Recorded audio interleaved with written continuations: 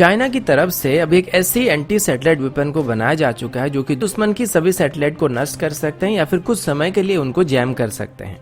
Ambala airbase में अभी birds की एक्टिविटी को कम करने के लिए सभी मुमकिन कोशिश किया जा रहा है। भारत और चाइना के डिफेंस मिनिस्टर्स के बीच हुई मीटिंग के बाद चाइना की तरफ से भी सीधे तौर पर भारत को जंग की धमकी दी गई है। डीआरडीओ की तरफ से अब एक सुपरसोनिक टारगेट ड्रोन को डेवलप किया जा रहा है और साथ ही अरुणाचल प्रदेश से अभी 5 लड़कों को चाइना की पीपल लिबरेशन आर्मी की तरफ से किडनैप कर लिया गया है। ऐसे ही कुछ और खबरों के बारे में हम आज की वीडियो में बात करने वाले हैं। नमस्कार दोस्तों, मेरा नाम है अंशुमन नायक और आप सभी का बहुत बहुत स्वागत है इंडियन डिफेंस न्यूज की डिफेंस टॉक सीरीज में। तो चलिए देर न करते हुए आज की वीडियो शुरू करते हैं। आज की पहली अपडेट रफेल को लेके है। आप सबको ये बात पता होगा कि रफेल्स की पहली बैच हमें मिलने के बाद इनको अंबाला एयरबेस में तैनात किया गया है और ऑफिशियली इनको 10 सितंबर को इंडियन एयरफोर्स में शामिल किया जाएगा। लेकिन इसी महीने की शुरुआत में यानी कि 3 से 4 दिन पहले ही अंबाला एयरबेस के ऑफिशियल्स ने बताया था कि वो अभी एयरबेस के आसपास बर्ड्स की गतिविधियों को लेकर काफी परेशान है। अभी बर्ड्स को यहाँ से कहीं दूर शिफ्ट करने के लिए लोकल म्युनिसिपल कॉर्पोरेशन को भी बताया गया है। अब इसके बारे में गवर्नमेंट ऑफिशियल का कहना है कि पिछले कुछ सालों के अंदर एयरबेस के 100 मीटर की दायरे के अंदर काफी सारे स्ट्रक्चर बनाए जा चुके हैं या फिर यूं कहें कि घर बनाए जा चुके हैं, जबकि इनको गवर्नमेंट की तरफ से इलीगल बताया जा रहा है। एक रफ एस्टिमेशन के मुताबिक एयरबेस के 100 मीटर के दायरे के अंदर अभी 1000 के आसपास स्ट्रक्चर बनाए गए हैं और इनमें 8000 के आसपास लोग रहते हैं। अब इन्हीं लोगों में से कुछ लोग ऐसे भी है जो कि बर्ड्स को प्रोफेशनली पालते हैं।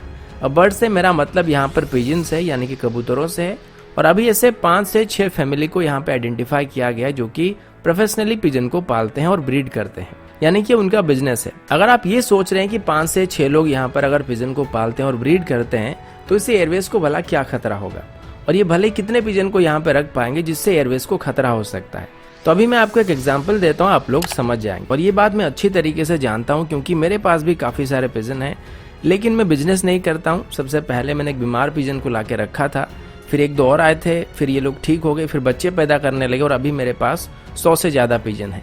लेकिन जो लोग इसका प्रॉपर बिजनेस करते हैं उनके पास कम से कम 1000 से ज्यादा पिजन्स होते हैं और इनको जब सुबह खुला छोड़ा जाता है तो एकदम से झुंड बना के उड़ते हैं।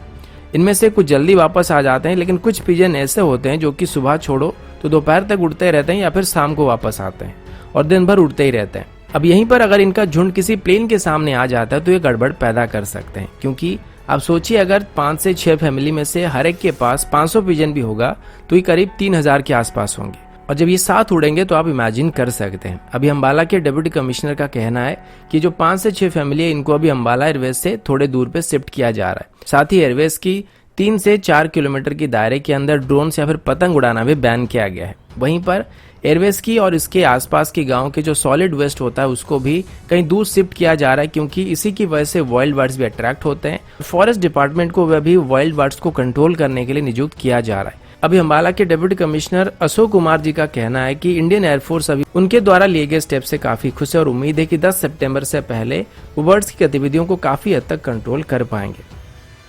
अब आगे बढ़ने से पहले वीडियो को लाइक कर दीजिएगा। साथ ही जो लोग पहली बार हमारे चैनल को देख रहे हैं या फिर अभी तक हमारे चैनल को सब्सक्राइब नहीं किए हैं, चैनल को सब्सक्राइब करना मत भूलिएगा। अगला अपडेट भारत और चाइना को लेके है। आप सबको पता होगा जब से भारत और चाइना के बीच तनाव बढ़ा है तब से इसको सॉल्व करने के लिए डिप्लोमेटिक लेवल में कई बार मीटिंग हो चुकी है, लेकिन अभी तक इसका कोई भी नतीजा नहीं निकला है। इसी दौरान जब एससीओ समिट के दौरान चाइना और भारत के डिफेंस मिनिस्टर के बीच मीटिंग को आयोजित किया गया था तो उम्मीद था कि इसी दौरान भारत और चाइना के बीच कोई ना कोई सोल्यूशन जरूर निकाला जाएगा, क्योंकि ये पहली बार था जब दोनों देशों के डिफेंस मिनिस्टर आपस में मिलकर इस मुद्दे को लेकर बातचीत करने वाले थे और सीधे तौर पर इस बात को लेकर डिस्कशन होने वाली थी। लेकिन इस दौरान भी कोई भी खास फायदा नहीं हुआ है। भारत की तरफ से सीधे तौर पर यह कहा गया था कि चाइना अभी लाइन ऑफ एक्चुअल कंट्रोल में स्टेटस को बदलने की कोशिश कर रहा है। इसके जवाब में चाइना की न्यूज एजेंसी सिन्हुआ की तरफ से रिपोर्ट किया गया था कि बॉर्डर में अभी जो भी तनाव चल रहा है इसके पीछे भारत का हाथ है और चाइना अभी किसी भी कीमत पर अपनी 1 इंच भी जमीन को खो नहीं सकता है। बदले में भारत को भी ऐसी कोई भी स्टेप नहीं लेना चाहिए जिससे सिचुएशन और खराब हो सकता है।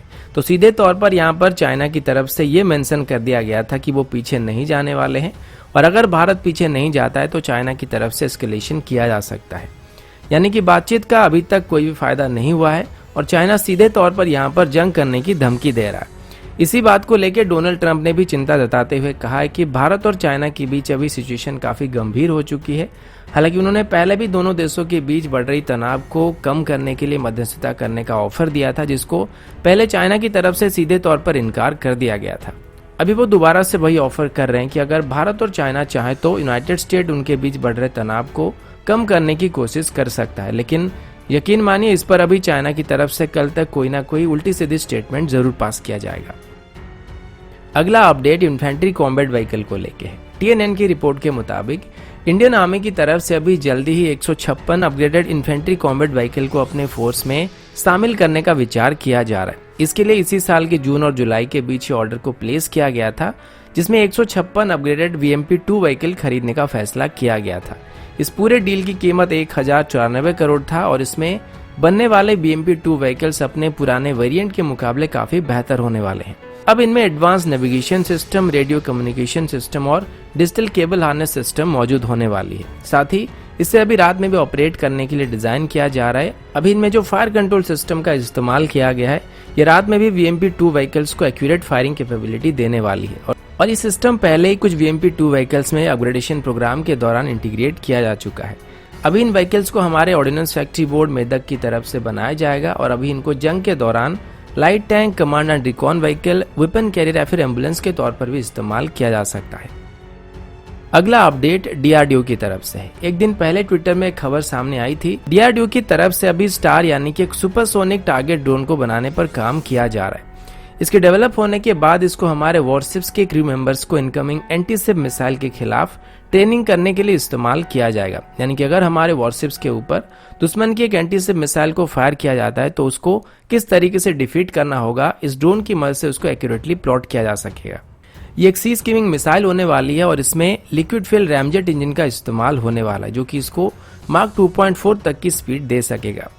ऐसे में ये सी लेवल से बस 12 फीट की हाइट में ही होवर करने वाला है, जिस वजह से अगर इसको हमारे क्रू मेंबर डिफेंड करना सीख जाते हैं तो वो किसी भी मॉडर्न एंटी-शिप मिसाइल को काउंटर कर सकते हैं। वहीं पर इसका एयर लॉन्च वेरिएंट भी होने वाली, जो कि 30,000 फीट की ऊंचाई से लॉन्च किया जा सकता है और इसको हमारे एयर डिफेंस सिस्टम के खिलाफ टेस्ट करने के लिए इस्तेमाल किया जाएगा। अभी DRDO इसकी विंड टनल टेस्टिंग कर रही है और 2024 तक इसकी पहली टेस्ट फ्लाइट को कंडक्ट किया जा सकता है। अभी फिलहाल इसकी एक ही स्केच को दिखाया गया था, जिसको बेस करके मैंने इसके उस 3D मॉडल बनाए जो कि आप देख रहे हैं। लेकिन ये फाइनल मॉडल नहीं है, क्योंकि DRDO अभी इसमें कुछ चेंजेस कर सकती है। अभी दिए गए रफ डाटा के मुताबिक इसकी एयर लॉन्च वेरिएंट का वजन 750 kg के आसपास हो सकता है और सरफेस टू एयर वेरिएंट का वजन थोड़ा ज्यादा होने वाला है, क्योंकि इसमें एडिशनल बूस्टर लगने वाले हैं जो कि इसको इनिशियल बूस्ट देने में मदद करने वाली है। अगला अपडेट चाइना की तरफ से है। अरुणाचल प्रदेश की लोकल मीडिया की रिपोर्ट के मुताबिक चाइनीज आर्मी की तरफ से अभी भारत और चाइना की बॉर्डर से 5 भारतीय नौजवानों को किडनैप कर लिया गया है। रिपोर्ट के मुताबिक ये सारा हादसा अरुणाचल प्रदेश के अपर सुबनसिरी डिस्ट्रिक्ट में हुआ था, जहां पर पेट्रोल पॉइंट 7 के पास से चाइनीज आर्मी ने 5 इंडियंस को अपने कब्जे में ले लिया था। इनका नाम दुमतू इविया, प्रसाद रिंगलिंग, नागरू देरी, तोत सिंकलुम और तानू बकार है। ये सभी लोग जंगल में शिकार करने के लिए गए थे जब पीपल लिबरेशन आर्मी ने इनको वहां पर घेर लिया था और इनको किडनैप कर लिया था।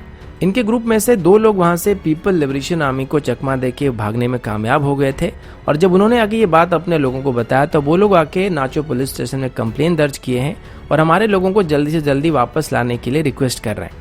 ये पहली बार नहीं है जब पीपल लिबरेशन आर्मी की तरफ से ऐसी हरकत की गई है। अगर आपको याद होगा तो शायद 1 या 2 महीने पहले भी अरुणाचल प्रदेश की बॉर्डर से पीपल लिबरेशन आर्मी के जवानों ने 2 इंडियंस को अपनी हिरासत में ले लिया था और जब इंडियन आर्मी की तरफ से पीपल लिबरेशन आर्मी के साथ बातचीत करके ऑफिशियल लेवल में उनको लेटर भेजा गया तो तब जाके इंडियंस को वापस किया था।